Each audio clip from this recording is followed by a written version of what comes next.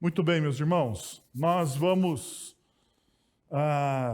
terminar a nossa série sobre o Natal à brasileira. Como vocês sabem, nós estudamos o arco narrativo do Evangelho, não completo, porque faltou um movimento, não daria para ter todos os movimentos do arco narrativo, faltou a missão, mas na escola dominical nós vamos estudar o arco narrativo completo. Mas nós vimos as principais ordens do arco narrativo do Evangelho. Primeiro nós começamos com a criação, e nós falamos como que o verbo dá sentido a todas as coisas, ou melhor dizendo, como Jesus, o verbo encarnado de Deus, dá sentido a todas as coisas. Sem o verbo, sem Jesus, nada do que fazemos tem o seu propósito real.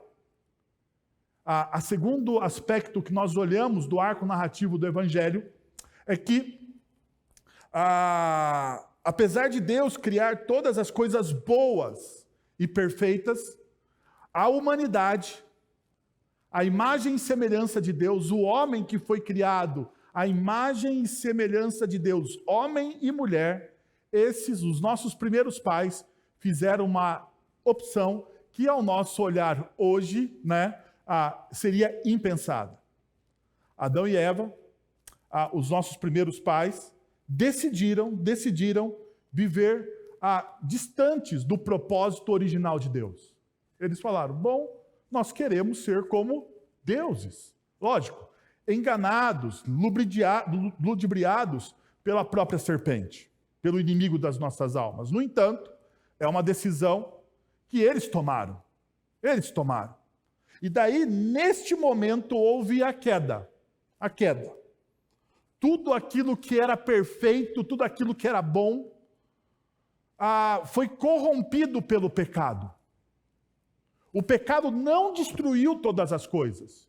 O pecado corrompeu todas as coisas. É diferente.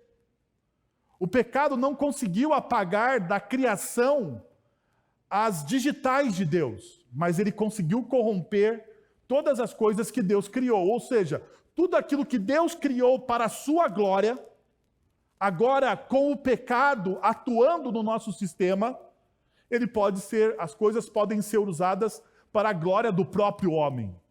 Ou melhor, também para a glória de ninguém, porque para a glória do próprio homem passa a ser a glória de ninguém. No entanto, como nós sabemos, a história não termina, graças a Deus, com a queda.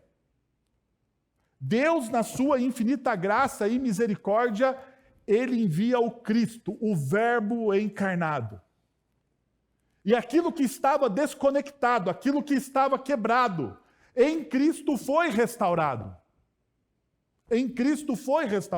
Então hoje, se você esteve aqui pela manhã, você ouviu a belíssima explanação do pastor Guilherme em Romanos capítulo 8, falando sobre a restauração de todas as coisas.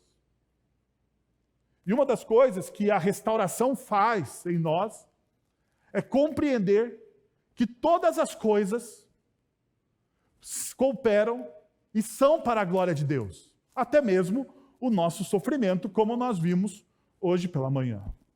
Bom, hoje à noite nós vamos falar sobre consumação, sobre final. Eu tenho um amigo que ele contava a seguinte história para mim, que quando jovem e adolescente, talvez hoje isso não exista mais, porque os nossos jovens não têm mais algumas culturas que a gente tinha, nossa, quando você para para pensar, que você não é tão mais jovem assim, quando você está com 42 anos, você vai falar assim, 30 anos atrás já, há 30 anos atrás, meu Deus do céu. Você não é tão jovem assim. Mas há cerca de uns 30 anos atrás, a maioria dos jovens e adolescentes lia uma coisa chamada gibi. Revista em quadrinhos. Hoje parece que tem um tal de mangá, que tomou o lugar aí do famoso gibi. Mas há 30 anos atrás, o gibi era a coisa mais famosa que nós tínhamos, como entretenimento entre a juventude.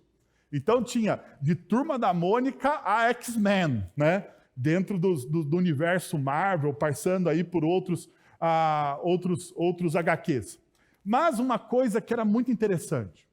Meu amigo dizia que toda noite ele tinha um tempo para ler gibi, para ler os seus gibis preferidos. E quando ele estava no meio, ou melhor assim, no meio da história, a mãe dele, como toda boa mãe, né, chega em determinado momento do horário e diz assim, fulano, está na hora de você dormir. E não tem negociação com mãe. Não sei se vocês sabem, não existe um espaço de negociação com mães. Com pais, existe negociação. Mas com mães, não existe negociação nenhuma. Quando a mãe fala, rapaz, as coisas têm que acontecer. Né? Então, de repente, a mãe do meu amigo falou, não, está na hora de dormir, está na hora de dormir. E ele entrava em desespero. Em desespero. Por quê? Porque ele queria saber qual era o final da história. Qual era o final da história? Então ele corria para a última página do texto. Ele corria para a última página do texto, das folhas, e via lá o final da história do seu herói favorito. E geralmente o final da história estava tudo certo. Eu sei que talvez você tenha medo de ler o Apocalipse. Né? Você olha para o Apocalipse e fala, meu Deus, o que Deus vai fazer com a gente, né? Nesse texto aqui, nesse livro?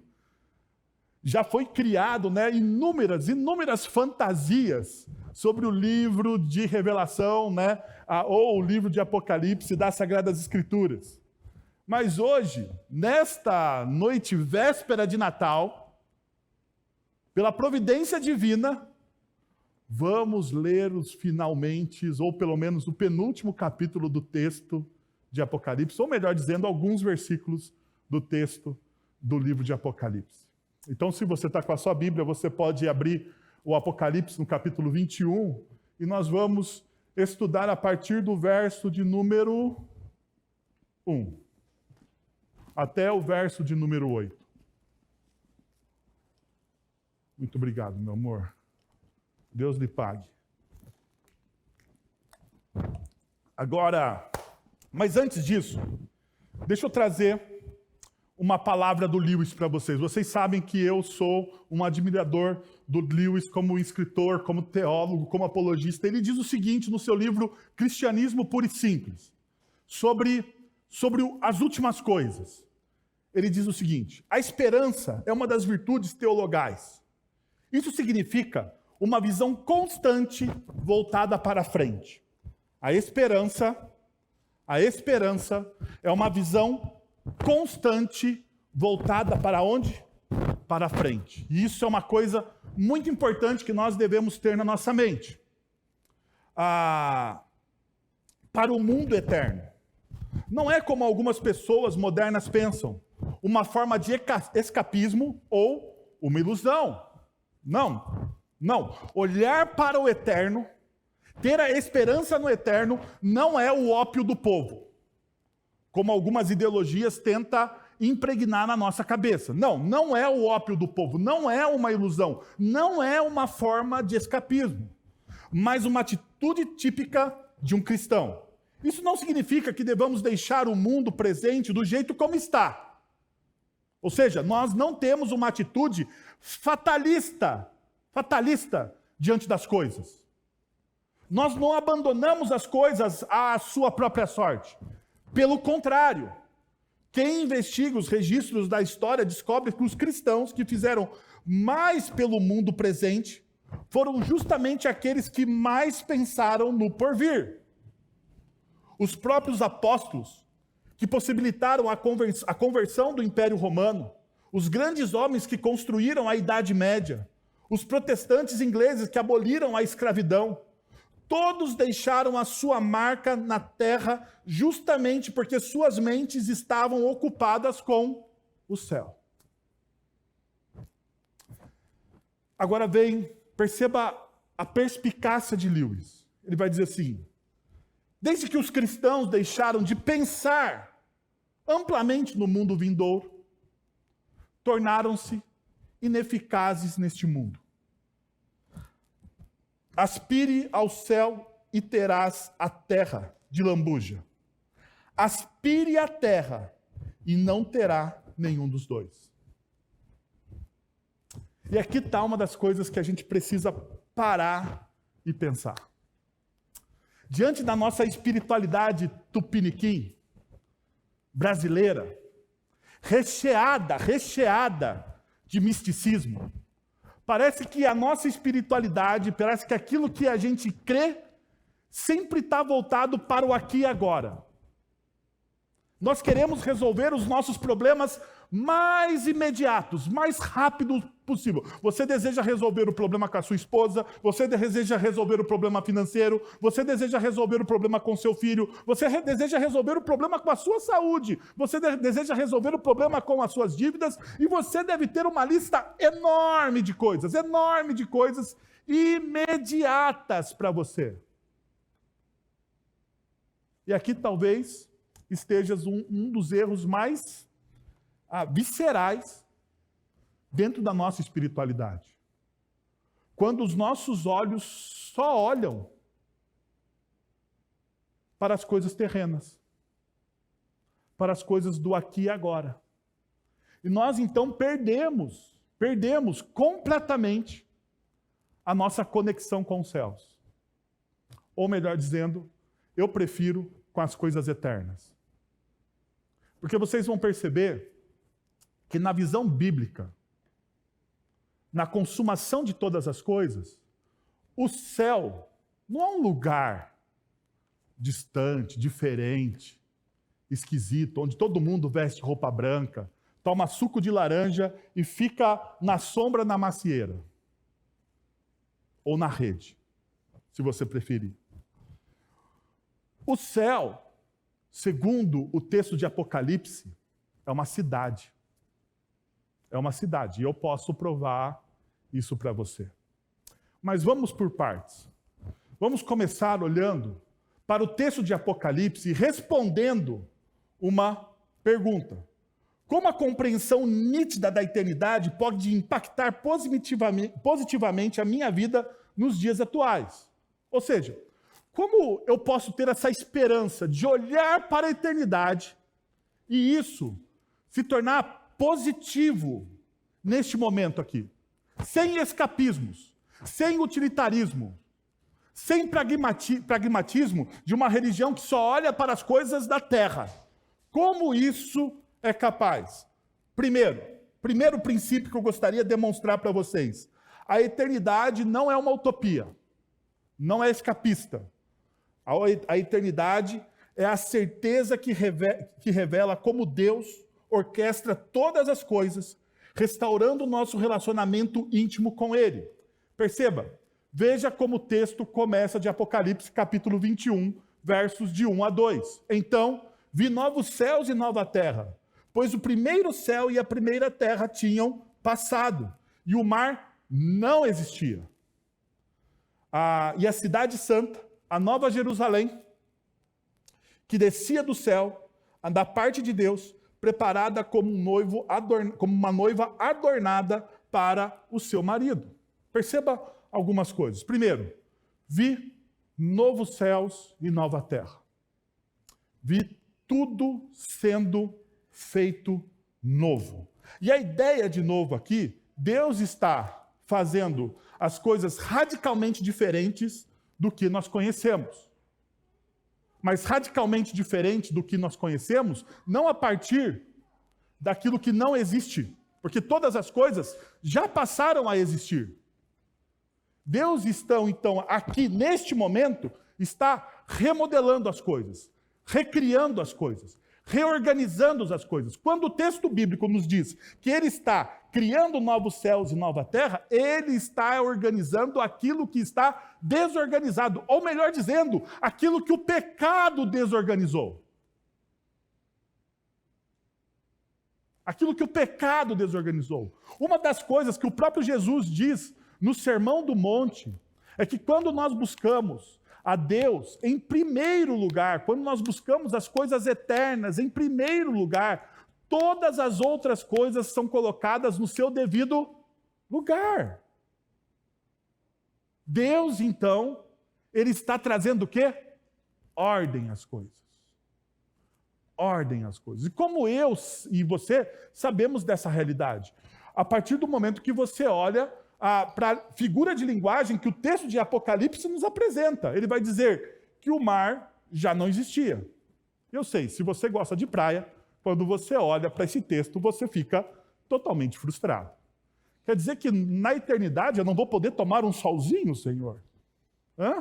Tomar uma água de coco à beira de uma boa praia, de uma linda praia, de uma praia eterna. Meus irmãos, muita calma nessa hora, isso aqui é uma figura de linguagem do texto de Apocalipse. Ou seja, quero acalmar o seu coração. Na eternidade haverá praia. O mar, aqui, ele representa, ou ele é uma figura de linguagem do mal e do caos. O que Deus está nos mostrando é que Ele está colocando em ordem todas as coisas, e como Ele está colocando em ordem todas as coisas, Ele está abolindo o mal e o caos. Todos os efeitos do pecado estão perdendo a sua validade a partir do momento que Deus está fazendo todas as coisas novas. A pergunta, muitas vezes, que nós, como discípulos de Jesus, precisamos fazer é quando isso começou. E isso começa na cruz. A cruz é o início de todas as coisas novas que Deus está fazendo. Você precisa se lembrar sempre que quando Jesus ele vem, em qualquer um dos evangelhos, ele vai dizer o quê? Que o reino de Deus chegou.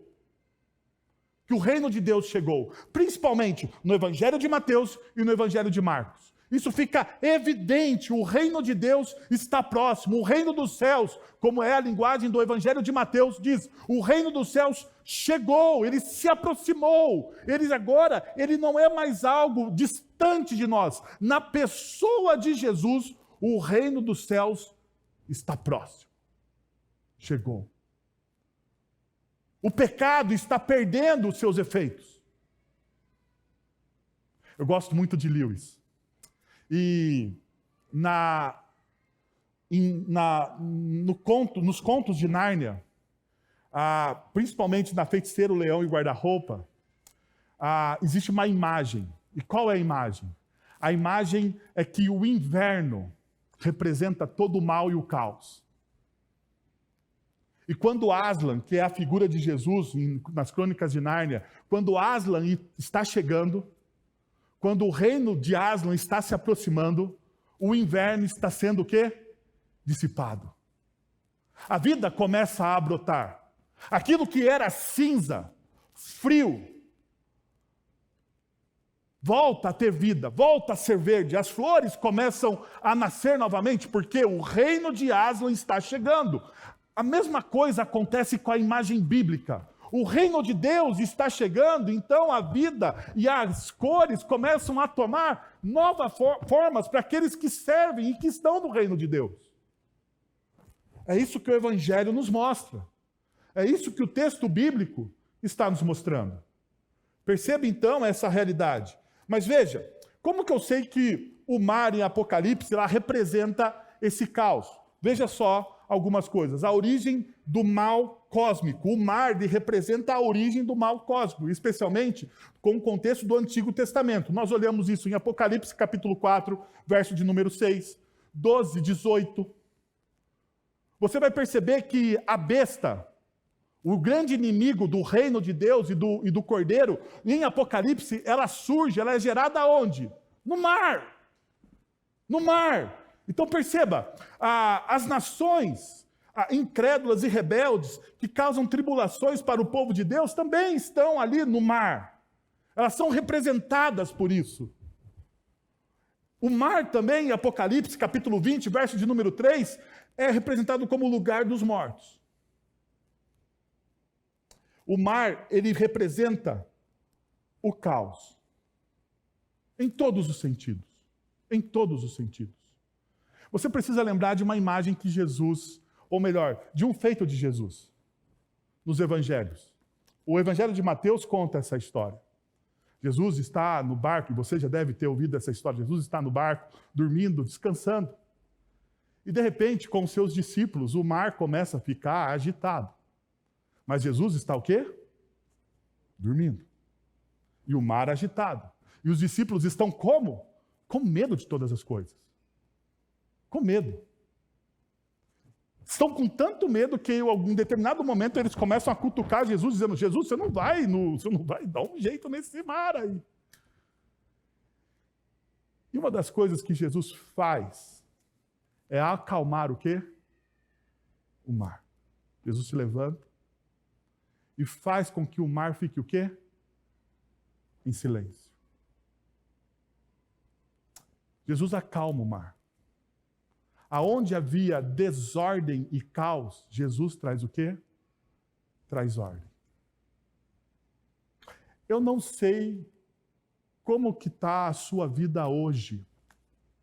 Realmente eu não sei. Mas eu gostaria que nesse Natal você experimentasse a ordem que Jesus traz às nossas vidas. A eternidade, quando eu olho para a eternidade, eu sei que o Jesus que as Sagradas Escrituras anunciam, ele está colocando em ordem todas as coisas, ele está eliminando o poder do pecado e do mal em todas as coisas. Ele está restabelecendo a paz em todas as coisas. Assim como ele fez naquele dia com a tempestade e os seus discípulos, ele está fazendo hoje na minha e na sua vida. O nosso coração, às vezes, é tão turbulento quanto um mar com muitos ventos. Não é verdade? O pastor Guilherme hoje fez uma imagem aqui que eu nunca tinha pensado nessa imagem. A imagem de quando você chega diante, você está à noite na sua casa, né? À noite você está lá na sua casa e te dá vontade de comer algo. E daí você vai à frente da geladeira, você abre, mas tudo que você tem na sua geladeira não lhe serve para absolutamente nada. Você fala assim, você está altamente insatisfeito com tudo aquilo que você tem. E parece que existe uma coceira que você não sabe como coçar.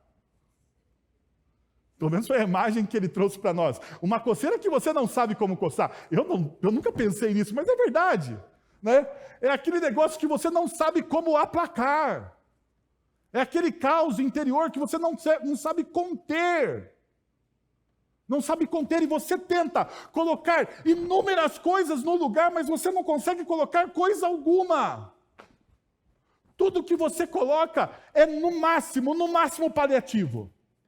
Paliativo, no máximo é paliativo. Você pode falar o que você quiser. Eu vou me envolver com uma experiência transcendental com o mundo das drogas. Beleza, você pode fazer isso. Mas é paliativo, isso vai acabar. Eu vou fazer as melhores viagens. E eu adoro viajar. Apesar que com 3 filhos pequenos você não consegue viajar. Mas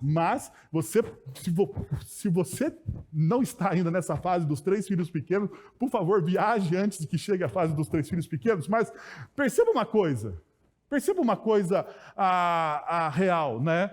Você viaja, aquilo empolga o seu coração e você vai para lugares fantásticos, bonitos. Mas quando você volta, o vazio e aquela coceira que você não sabe como coçar continua dentro de você. E isso pode ser para qualquer outra coisa. A gente pode ser muito mais capitalista e dizer assim, a coceira que eu quero coçar, a coceira que está coçando eu não sei como coçar, é o iPhone que eu não tenho. É o iPhone que eu não tenho. O 13º não deu para comprar o iPhone de última geração, né? Vou ter que me contentar com o Xiaomi. Mas deixa eu te dizer uma coisa, mesmo que você tenha o iPhone de última geração, depois de alguns cliques, de você descobrir alguns segredos e do cheiro novo passar e da primeira tombo que ele tomar, porque o seu filho vai pegar emprestado o seu iPhone para assistir Peppa Pig e ele vai derrubar o telefone no chão. E daí vai voltar aquela ânsia, aquilo que você tentou aplacar com a compra do seu celular vai continuar. vai continuar. Então, isso é tão real que o texto de Apocalipse nos dá esse relato. E esse relato, então, nos leva a uma terceira coisa que a gente vê nesses versículos iniciais. Perceba o versículo de número 2. Eu vi, e aqui está a ideia principal do texto de Apocalipse. Não é a igreja que sobe, né? Não é a igreja que sobe aos céus triunfante. Se tem um hino assim, ele está errado. E eu às vezes adoro quando hinos tradicionais estão errados, né? Mas está errado. Porque é a cidade santa que desce. É a cidade santa que desce. É a Nova Jerusalém que desce. Não sou eu que estou dizendo, está lá, ó. Olha lá. Deus está fazendo todas as coisas novas. É o que João está vendo. E ele vê o quê? Ele vê a cidade santa, a Nova Jerusalém, que descia da onde? Dos céus. Ela descia dos céus. E é uma cidade. Então, se você tem a ideia de que o céu é um jardim, não. Nós saímos do jardim e, graças a Deus, estamos caminhando por uma boa e bela cidade. E o texto bíblico diz isso. É essa Nova Jerusalém que está descendo dos céus. É essa Nova Jerusalém que representa o governo de Cristo Jesus sobre todas as coisas, que está em ordem agora, está descendo dos céus. E como que o texto bíblico diz que essa Nova Jerusalém, ela é adornada? Adornada como uma noiva para o seu noivo. E aqui a linguagem, mais uma vez, muda, meus irmãos, e a gente precisa estar atento a isso. A linguagem, ela sai e ela dá-nos pelo menos 3 imagens aqui que a gente precisa compreender. A imagem da intimidade. O noivo e a noiva. A imagem de cantares, do amado e da amada. Daqueles que se buscam, daqueles que se encontram, daqueles que têm percalços no caminho, mas no final, eles estão juntos. É imagem também do cuidado. Do cuidado que o noivo tem com a sua noiva. O cuidado que o noivo tem com a sua noiva. E eu sei, a nossa cultura pós-moderna, politicamente correta, que diz que a masculinidade é tóxica, a Bíblia foi escrita em uma sociedade onde a masculinidade não tinha o adjetivo de tóxica. E, na verdade, a masculinidade bíblica, ela valoriza a mulher. A mulher é cuidada. O homem tem todas as responsabilidades de cuidar da mulher. Basta você ler o livro de Cantares. Basta você ver um exemplo de masculinidade bíblica na família do advento. José. José, quando descobre que Maria está grávida do Espírito Santo, ele assume a responsabilidade do quê? De cuidar. De cuidar. E ele cuida de Maria para que Maria não fosse o quê? Desonrada. Desonrada. Porque junto com o cuidado vem a responsabilidade. A responsabilidade. A imagem que nós estamos vendo é um Deus que busca intimidade, que cuida da gente e que tem responsabilidade com aquilo que Ele criou. Com aquilo que Ele criou. Em outra figura bíblica muito importante é a figura da aliança. Deus está construindo uma aliança com esse povo. Eu não sei se você já parou para pensar que a imagem da aliança é uma das imagens mais bonitas que nós temos nas Sagradas Escrituras. Deixa eu pegar aqui a minha aliança surrada, um pouco gasta, que precisa talvez de um cuidado aí, de uma lustrada nela, né? Dar uma lustrada nela. Mas se você pegar a minha aliança surrada e um pouco amassada pela vida, você vai perceber que ela não tem, você não consegue ver nela o começo e o fim. Ela é uma peça única. Ela é infinita. Ela é infinita. Sabe por quê? Porque o cuidado de Deus, o cuidado que Deus tem para com o seu povo é feito na perspectiva da aliança, que é infinito. Ela não termina. Deus está cuidando constantemente do seu povo. Deus está buscando intimidade com o seu povo. Tanto é verdade que Deus não deseja absolutamente nada de nós, a não ser o nosso coração. Deus não quer o seu dinheiro. Eu sei, existem algumas confissões religiosas no meio evangélico brasileiro que diz que Deus quer o seu tudo. Deus quer o seu tudo. Vem aqui e deposite o seu tudo hoje. Olha que beleza. Não. Deus não quer o seu tudo. Não desse jeito. Deus, ele quer o seu coração. Deus, ele quer o seu coração para que construa um relacionamento de intimidade com você. Deus, ele quer o seu coração para que você possa desfrutar do cuidado e da responsabilidade que ele tem com você. É isso que Deus quer. Uma segunda coisa que o texto me leva a pensar é que contemplar a eternidade me revela que não existem culturas superiores ou inferiores, pois o reino de Deus é extraordinariamente multicultural e multiétnico. Veja o que o texto está dizendo. Olha só. E nós acabamos de celebrar a cultura brasileira aqui na nossa cantata. Não é? Cantamos todos os ritmos, né? Do forró ao samba, à bossa nova, nós demos um tour. Porque nós cremos realmente nisso como igreja. O reino de Deus, ele não faz de culturas melhores ou piores. Nós fazemos essa seleção. E olha o que o texto diz. Perceba. Ouvi uma forte voz que vinha do trono de Deus. Agora o tabernáculo de Deus está com os homens. Mais uma vez você percebe a imagem de intimidade, de cuidado, de companheirismo de Deus aqui. O tabernáculo de Deus está entre os homens com os quais ele viverá. E é interessante porque no Antigo Testamento Moisés não conseguia ver a face do Senhor. Não é isso que o texto diz? Moisés, aquele que é conhecido como o homem que andou com Deus, ele não podia ver o quê? A face do seu Senhor. Mas aqui, na consumação de todas as coisas, no final de todas as coisas, na visão da eternidade, nós iremos ver o Senhor. Ele irá morar no meio do seu povo. Mais uma imagem tremenda da intimidade. Mas veja, o que eu quero te mostrar? Olha o que o texto diz.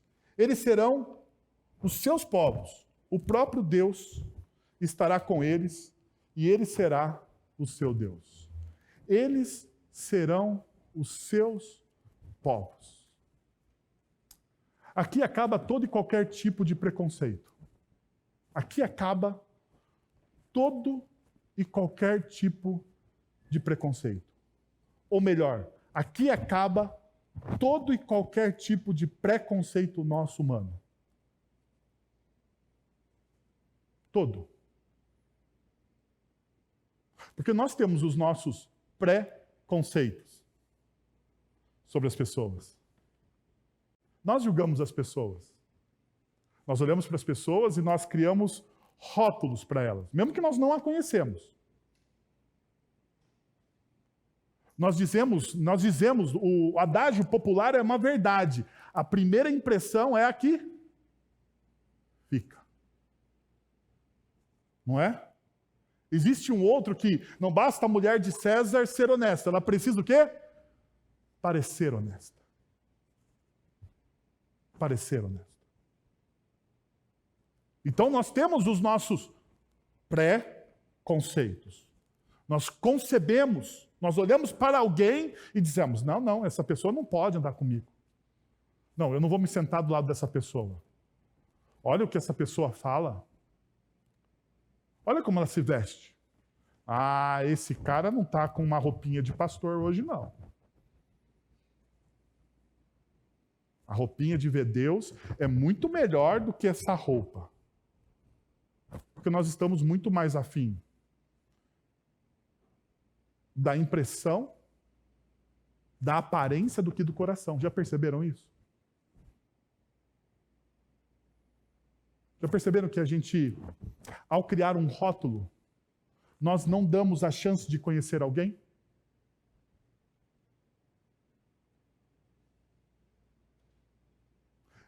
E por que que Deus, então, e aqui está a pergunta, por que que Deus não tem os preconceitos que nós temos?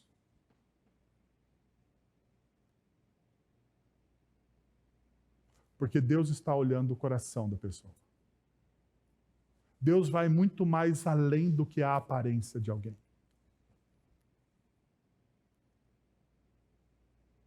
Deus está olhando o seu coração. Deus sabe o que é o seu coração. A Bíblia diz, o salmista diz o seguinte, ele fala assim, ó, eu posso ir para qualquer lugar, eu posso ir nos lugares mais altos da terra, eu posso me enfiar no buraco mais fundo que existe, e em qualquer desses lugares eu não vou conseguir me esconder do Senhor. Uau.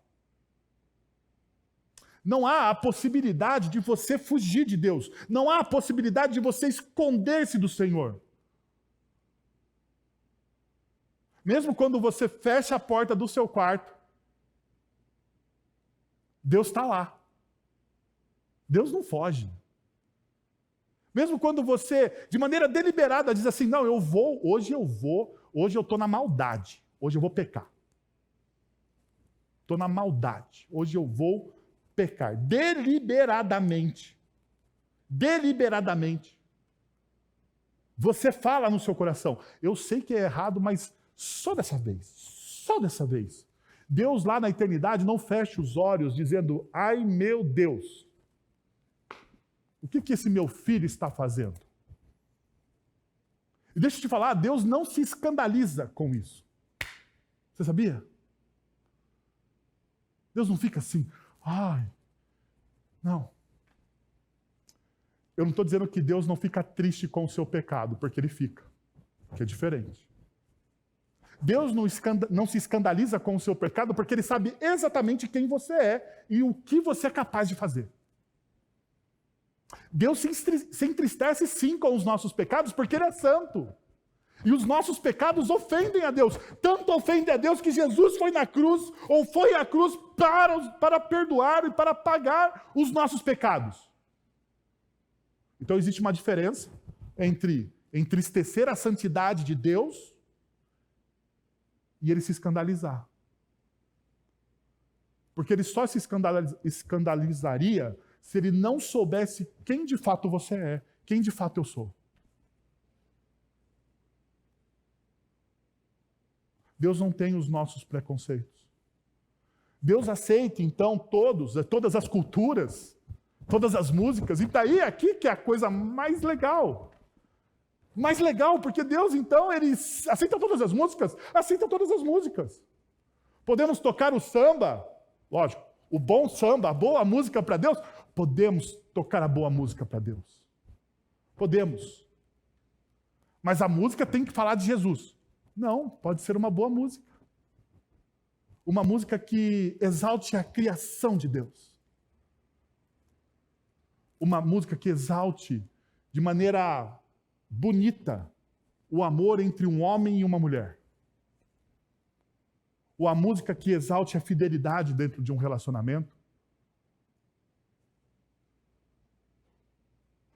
A música que traga alegria. Aquarela do Brasil. Vocês já ouviram? Aquarela do Brasil? Em uma folha qualquer eu desenho um sol amarelo. Já ouviram essa música? Ela não é bonita? Ela não alegra o seu coração? Meu coração fica alegre quando eu ouço a Aquarela do Brasil. Eu falo, que música legal. A cultura está ali. A criação está ali. Deus então é exaltado? É. E não me importa se o autor não pensou em Deus. Porque eu sei que a digital de Deus está em todos os lugares da criação. Eu sei disso. E o texto de Apocalipse, então, me ensina essa realidade. O texto de Apocalipse desnuda os meus preconceitos para com todos e me convida a aceitar e abraçar a todos. Porque uma igreja que deseja fazer a diferença na sociedade precisa abraçar e aceitar a todos. Essa é a verdade. Precisa ter espaço para o diferente, para o que pensa diferente de mim. Uma igreja que deseja crescer e abraçar a todos, e que deseja ter a imagem do reino estampada nela, ela precisa olhar para esse texto e ter os olhos na eternidade. Ter os olhos na eternidade. Porque a partir do momento que eu tenho os olhos na eternidade, eu consigo me tornar acolhedor com aqueles que não são acolhidos. Porque eu sei que o Rei dos Reis o acolhe, o abraça. E provavelmente ele estará comigo na eternidade, adorando o mesmo Deus que eu adoro. E o reino de Deus, então, me mostra essa realidade. Uma outra coisa que o texto bíblico vai me mostrar é que contemplar a eternidade me torna vigilante em relação ao meu coração, pois reconheço a justiça divina. Olha o que o texto vai dizer no versículo de número 8 do capítulo 21. Mas os covardes, os incrédulos, os depravados, os assassinos, os que cometem imoralidade sexual, os que praticam feitiçaria, os idólatras e todos os mentirosos, o lugar deles será no lago de fogo que arde com enxofre. Essa é a segunda morte. E eu sei, aqui talvez seja a parte mais pesada do texto. E quando eu estou diante dessas listas, eu fico falando assim, por que diabos Deus colocou uma lista aqui? Será que é para nos dar medo? Será que Deus deseja que o meu coração se apegue a Ele porque eu tenho medo de ir para o lago de fogo e enxofre, que é a segunda morte? Perceba, essa é uma lista descritiva, mas não uma lista exaustiva. Talvez tenha muito mais coisas. Aqui tem 8 características, talvez as 8 principais características que o apóstolo João, inspirado pelo Espírito Santo, naquele momento da história, delimitou para a igreja. No entanto, quando eu olho para uma lista desta, ela não me desanima, mas ela me encoraja. Por quê? Porque, veja, o texto de Provérbios diz o seguinte, o texto de Provérbios diz que quando a justiça falha, o coração do justo desanima. Já parou para pensar nisso? Que quando a justiça não é executada, o coração do justo, daquele que vive pelos princípios da justiça, desanima. Basta ser advogado no Brasil hoje. Os advogados estão tudo tristes. Eu converso com os advogados, eles falam assim, pastor, eu não sei mais o que escrever na petição. Porque depende do ânimo do magistrado. Se o magistrado aquele dia tiver com o coração duro, não adianta. Porque não é, na nossa cultura, não é mais os princípios e valores que regem a justiça. É a estética do sentimento. Então a estética do sentimento muda conforme o quê? O meu coração. E daí você não tem justiça. Porque a justiça só é possível quando você tem o quê? Princípios e valores concretos. Isto é certo e isto é o quê? Errado. Quando eu olho uma lista dessa, eu percebo que Deus está executando o quê? A justiça dele. Que ele não está impassivo diante dos erros das pessoas.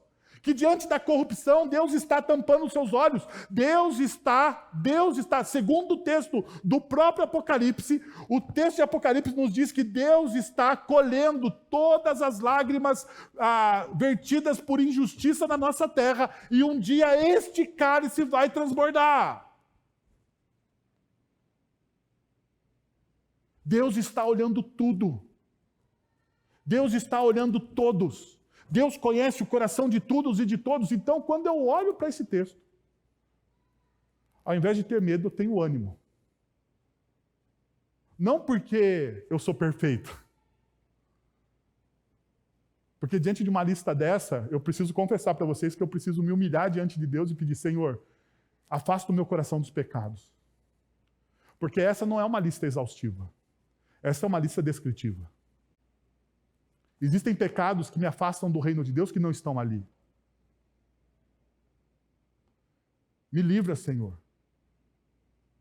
Me torna vigilante com o meu próprio coração. Por quê? Porque eu preciso ser vigilante com o meu próprio coração. Porque a resposta de amor àquilo que Deus fez na cruz, em Cristo Jesus, por mim, é eu crescer em maturidade. Eu crescer em conhecimento de Deus. Eu não falei para vocês que Deus deseja o meu coração? Que Deus deseja o seu coração? Deus deseja um relacionamento com você. E relacionamento não pode ser travado de maneira em um monólogo. Você já participou de um monólogo? Já participou? De um relacionamento monologar? Não sei se existe, mas a partir desse momento passa a existir. De um relacionamento só onde uma pessoa abre o coração. De um relacionamento onde só existe uma pessoa se entregando.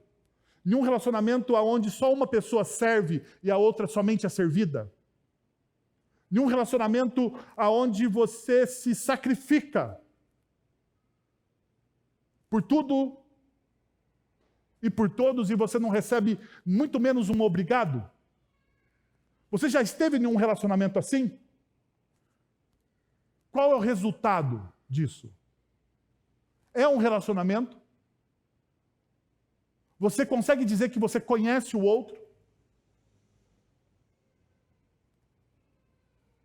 Porque muitas vezes é assim que Deus se sente com a gente. É assim que Deus se sente com a gente. Ele se sacrifica, Ele dá o seu Filho, Ele envia o Espírito Santo, Ele nos oferece bênçãos infindadas, mas a gente está numa situação onde existe uma parede no nosso coração, onde nós não conseguimos desenvolver um relacionamento com Ele. Esse texto me incentiva a desenvolver um relacionamento sério com Deus. Porque eu preciso crescer em santidade. Eu preciso. Você também precisa crescer. Esse texto me anima a não ter uma espiritualidade fake. Sabe, que nem aquelas fotos que a gente bate quando vai nos lugares legais, ou aquelas fotos que a gente inventa que a gente está num lugar, né? Você muda a localização, mas você não está lá. Tem gente que faz isso, é pecado, viu, gente? Mentir na rede social é pecado, tá? Você provocar inveja no outro é pecado. É verdade, meus irmãos, não pense nisso. Perceba que o texto vai dizer que existe um lugar, uma condenação para essas pessoas. E nós não gostamos muito disso, né? Na cultura nossa do politicamente correto, ai meu Deus, alguém será condenado. Mas o texto bíblico é sério. O texto bíblico está dizendo que Deus está agindo, que Deus está no tempo de misericórdia agora, dando as oportunidades, demonstrando o evangelho, dando graça, abrindo os seus ouvidos, e aqueles que têm ouvido, então ouçam.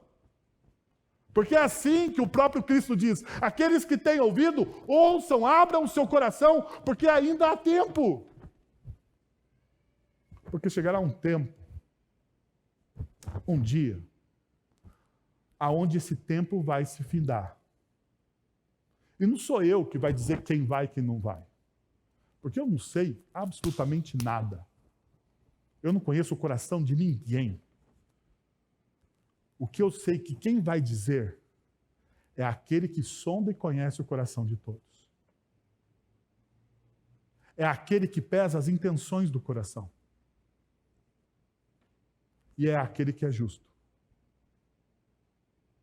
Então, quando meus olhos estão para a eternidade, quando eu olho para a eternidade, o meu coração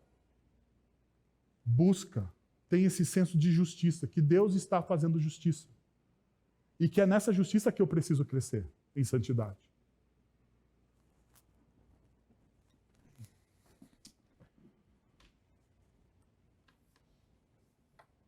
Por último, eu sei que você gosta quando eu digo isso, no momento da pregação, por último. Eu só não vou dizer quanto tempo tem desse por último, né? Porque daí é um pecado eu mentir para vocês. Mas, por último, contemplar a eternidade não apenas redefino a minha visão do futuro, mas também transforma a minha maneira de viver o presente. Então, quando eu contemplo a eternidade, não apenas redefino a minha visão de futuro, como a gente acabou de falar, mas eu faço o que também? Eu transformo a maneira de viver o presente. Perceba o que o texto vai dizer, do verso 4 até o verso 7. Ele enxugará, e aqui é o texto que a gente mais gosta, porque tem promessa a rodo. Olha só. Ele enxugará dos seus olhos toda lágrima, não haverá mais morte, nem tristeza, nem choro, nem dor, pois a antiga ordem já passou. Aquele que estava assentado no trono disse, aquele que está assentado no trono, o Cristo, disse, estou fazendo novas todas as coisas. Perceba, apareceu de novo, mas agora não é João vendo as coisas, é o Cristo dizendo. É o Cristo. Estou fazendo nova todas as coisas. E acrescentou, escreva isso, pois essas palavras são verdadeiras e dignas de confiança. Disse-me ainda, está feito. Eu sou o alfa e o ômega, o princípio e o fim. E quem tiver sede, darei de beber gratuitamente da fonte da água da vida. O vencedor lhe dará tudo isso. E eu serei seu Deus, e ele será o quê? O meu filho. Temos diversas promessas aqui. Eu poderia gastar com vocês, pelo menos, mais uma horinha falando sobre cada uma dessas promessas. Mas não se turbe o vosso coração. Não farei nessa noite. Não farei nessa noite. Eu sei que você está ansioso para a sua ceia de Natal e já está olhando assim no relógio, contando. O problema é que o meu relógio aqui não está contando, então não sei quanto tempo eu estou pregando. No entanto, prometo para vocês que a gente está chegando ao final. O texto, ou a força do texto, está aqui. Eu estou fazendo nova todas as coisas. Eu estou fazendo nova todas as coisas. E é esse eu estou fazendo nova todas as coisas que liga todas as outras promessas a esse eu estou fazendo nova todas as coisas. Ou seja, as lágrimas enxugadas, a água da vida, tudo aquilo que é benefício, é porque Cristo Jesus está fazendo nova todas as coisas. E isso aqui é o máximo, gente. Sabe por quê? Porque quando a gente não lê com atenção, nós perdemos a beleza do texto. É que nem você lê poesia sem atenção. Já leu poesia sem atenção? Você perde o quê?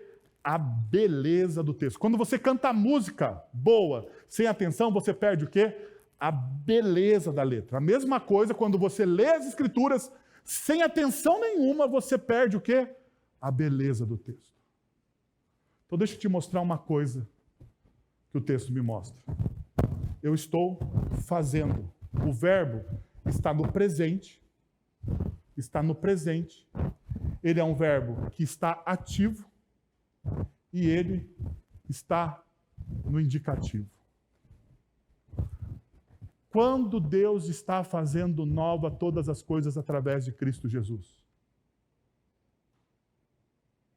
Hoje.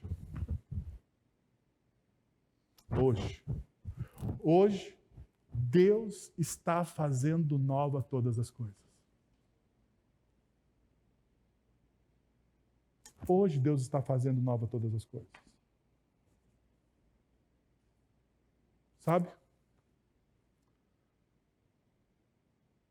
Pela manhã, nós ouvimos sobre a redenção, sobre o Cristo que restaura todas as coisas. E eu vou usar mais uma imagem que o pastor Guilherme usou de maneira brilhante hoje pela manhã, que é a imagem do espelho.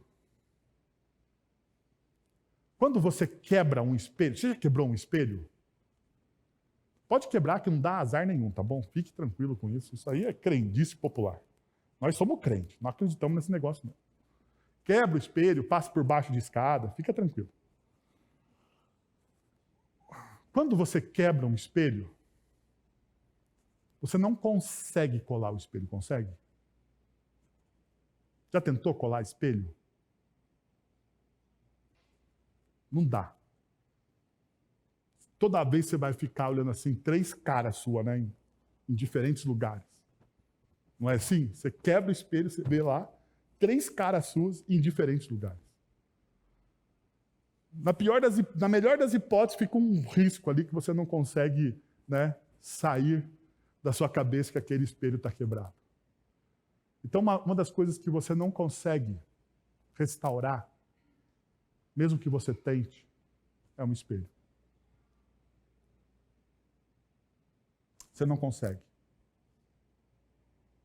Você pode tentar, mas você não consegue. Só se você fizer de novo. Mas esse espelho que somos nós, a imagem e semelhança de Deus, porque nós somos o espelho da imagem e semelhança de Deus. Gênesis capítulo 1 e 2.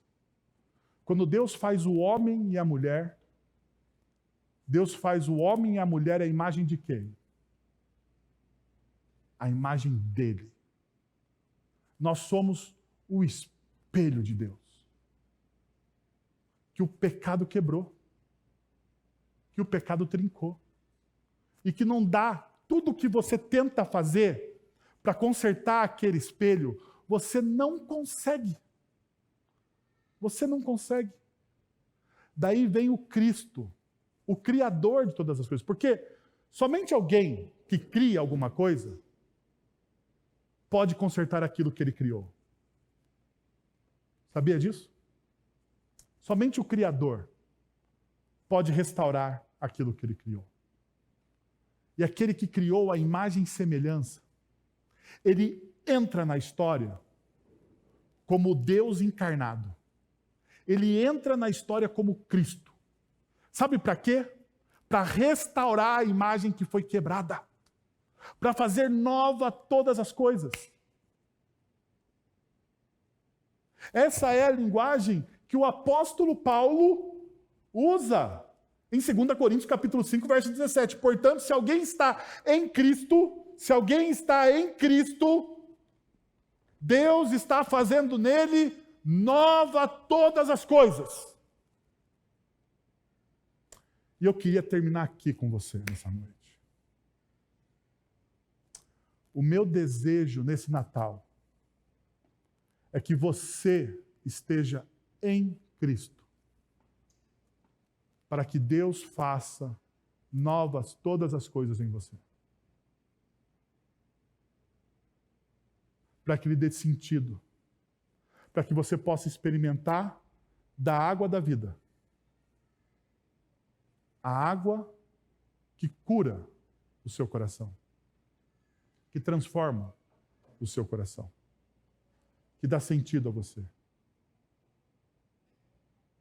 Quero convidar você a fechar os seus olhos e a buscar a presença de Deus, que é aquele que renova todas as coisas. E você possa experimentar, nesse Natal, essa renovação que todos nós precisamos. Vamos orar mais uma vez e receber a bênção. Pai, muito obrigado pelo teu amor em Cristo Jesus. Muito obrigado, Senhor, porque o Cristo que se encarna é aquele que veio restaurar aquilo que estava quebrado. Que o sacrifício dele na cruz dá sentido, significado às nossas vidas. ressignifica a nossa existência. É em Cristo que nós sentimos, ó Deus, é em Cristo agora que nós vivemos, é em Cristo, Senhor, que ao morrermos seremos ressuscitados pelo poder do Senhor. A morte foi vencida, o nosso grande inimigo. Agora vivemos no Senhor. Louvado seja o teu nome, Senhor. Restaura os nossos corações e aquilo que está quebrado no coração das pessoas aqui nessa noite. O Senhor conhece amplamente, Deus, o coração de cada um aqui. E nós te pedimos, ó Deus, que o Senhor traga o novo nessa noite, neste tempo. Agora, irmãos, que a graça de nosso Senhor e Salvador Jesus Cristo, o amor de nosso Deus e Pai, o conselho, o consolo, o poder e a ação do Santo Espírito de Deus estejam sobre vocês agora e pelos séculos dos séculos. Amém.